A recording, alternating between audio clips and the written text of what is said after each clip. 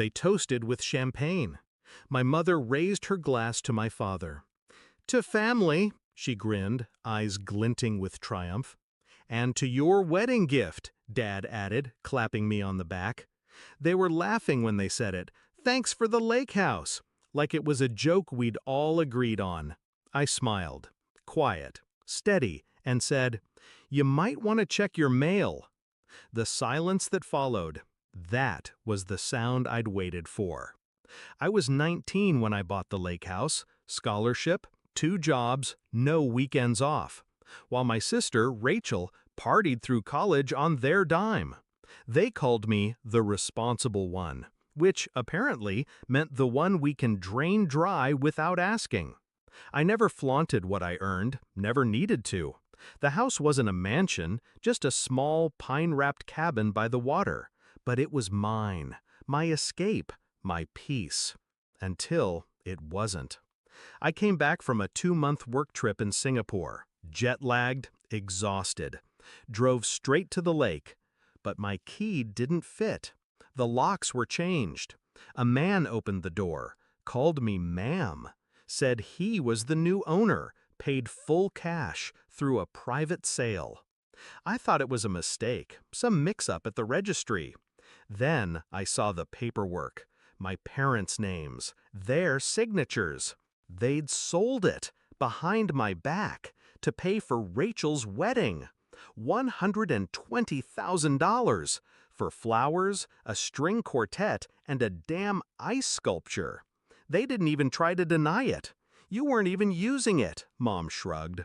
"It's family property anyway," Dad added. Rachel, she just giggled and said, "You're so dramatic."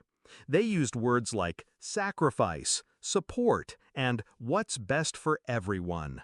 I used silence, because silence gives people space to hang themselves.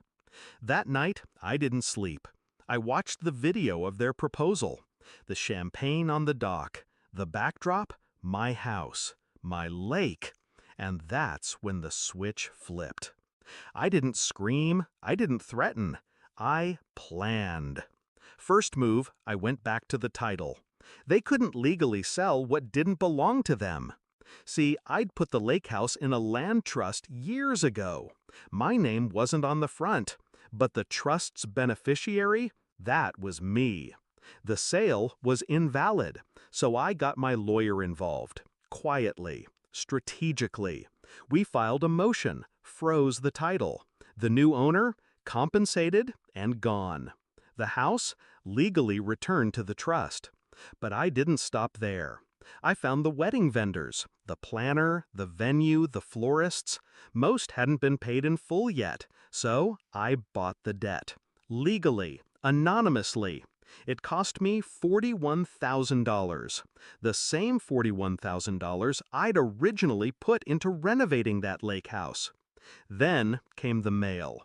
I timed it perfectly. 2 days before the wedding, right after the final rehearsal dinner. They opened the envelopes together. 4 lawsuits, 1 foreclosure notice on their house, and a cease and desist from the trust, barring them from ever stepping foot on the lake property again. They thought they were untouchable, that family meant immunity, that blood could excuse betrayal. They were wrong. Rachel called me first. "You're ruining everything," she screamed. I told her calmly, "I didn't ruin your wedding, your entitlement did." She cried, said she'd make it up to me. I told her she already had. The tears were just a bonus. The wedding still happened, but the venue downgraded, the flowers never arrived, the band pulled out, and the photos all captured the moment the caterers stopped serving mid-toast because the invoice hadn't cleared. They had to finish with boxed wine and supermarket cake. I watched from the edge of the crowd, uninvited, invisible, but present. Just like they'd been when they sold what was mine. 2 weeks later, they came to my door. My father looked 20 years older, my mother deflated. Rachel didn't even come. "We made a mistake," Mom whispered. I didn't say a word, just handed them a printed statement, their signatures, the forged authorization, the perjury charges pending.